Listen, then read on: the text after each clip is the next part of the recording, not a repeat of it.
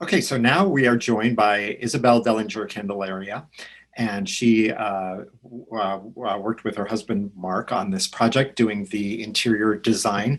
And we already mentioned that we published this home in our March 2020 issue when we named you a Master of the Southwest. So that the photos of this home went along with that profile. And I met you at that house, and Mark and I were talking about this earlier, about how so many of his homes, you walk through the door and there's just that jaw-dropping ta-da moment. And this house definitely has that. Walking through that front door and then just seeing that great room with Camelback Mountain in the distance, it's just one of those heart attack moments. And I believe we described this as French transitional style, correct? Yes, it is. Okay, and how does that, go ahead. Kind of Manhattan, I feel like meets a Parisian flat and maybe a few boutiques. Yeah, exactly. And one of the main things that I thought when I visited was I instantly had that feeling of that Parisian aesthetic. And we can kind of talk about how that happens visually. One of the things that I noticed, or a couple of the things that I noticed, were the color palette is fairly neutral, but then you've got these surprising kind of sherbety colors. We see those in the great room, in the pillows on the sofa, and there's some other accents, and then floral accents as well throughout the house. And some of those are fresh, some of those are faux. So talk a little bit about incorporating those colors into the palette. Well, our client really liked a lot of white, and then just to accent that and give it a little bit of pop, we used quite a few different shades of green. And then she also likes pink and a little bit of like a peachy pink. And I just love it because it's kind of this preppy sort of surprise throughout the interiors where you get, it's sprinkled here and there, not overdone, but just really reflects her personality and her spirit, and I just love that. Right, and yet it's not like you walk in and think this is a feminine house or a feminine aesthetic at all. Not at all. I think because the rooms are so stately, the ceilings are so high. The millwork in the great room, we used kind of a platinum color, so it reads very masculine. Right. I think it's a nice blend. Okay, and we talk again about the flooring. It's, I believe, scored concrete. Is that correct? It is, yeah. There was a lot of debate until the very last minute that the builder was saying, "You've got to give me an answer on this." We were doing slabs out on the side so she could see what it would look like in a bigger piece, and still really until the last minute, she was sort of flipping between wood and doing the polished concrete. Okay. But the polished concrete, we were able to get this really, really beautiful color. It just has so much richness in it. It almost has like a walnut undertone in it.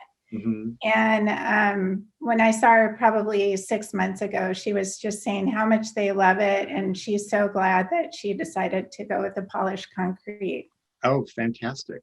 Another one of the things that I noticed in your projects, and I remember the first home that I visited that you did, we kind of bonded over our love of tile, which I totally geek out over, and just the details and the shapes and the patterns, and that is very evident in this house as well.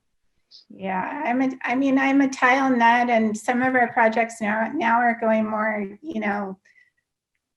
not quite as ornate as some of that work that we were doing, but in this house, hands down, yes, those little, again, like in their master bath, there's just this little bit of a green marble that runs throughout the deco tile. In the kitchen, we kept it just a va-va-voom, kind of like I think it's scored on marble, actually, the tile that's behind the backsplash, and we didn't do a lot of fuss there. It's just that one tile that makes a really big, pretty pattern. And then circling back to the details. So one of the things we also highlighted in the article that we printed was like these little vignettes, like just a small vase with fresh flowers, or just little moments that catch the eye.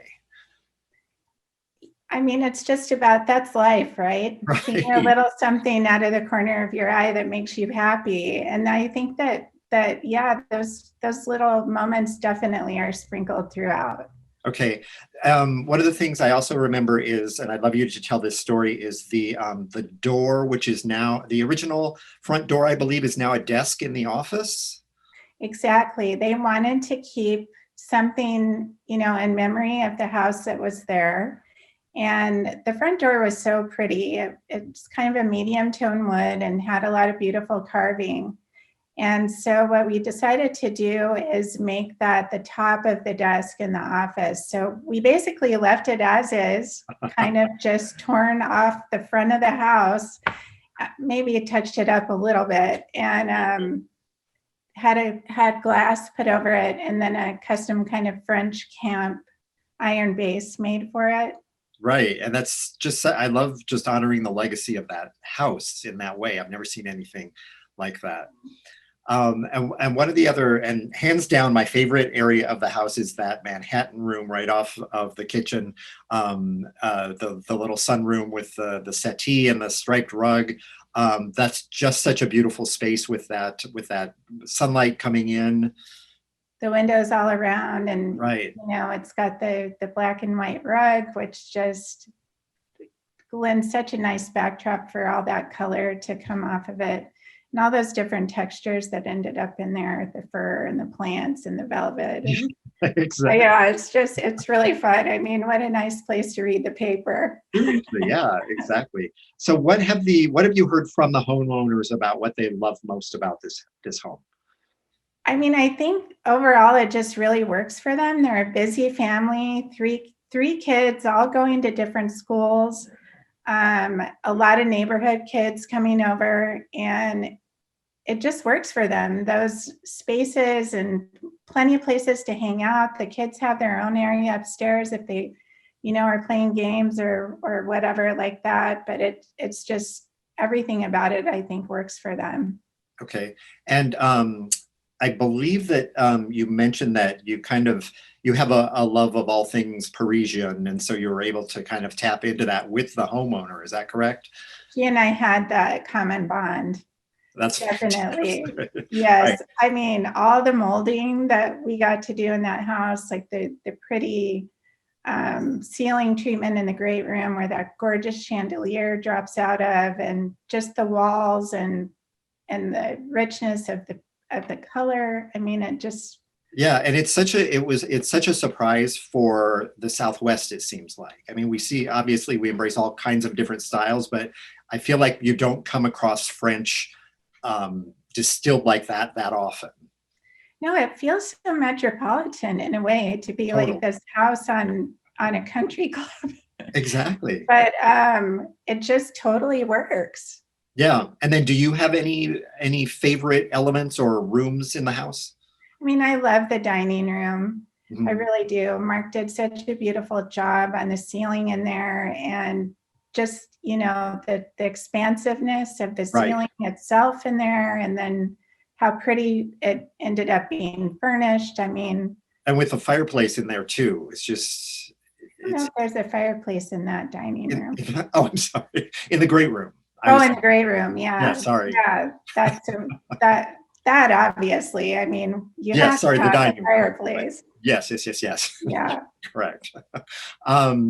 Okay, anything else that we haven't touched on that we should talk about?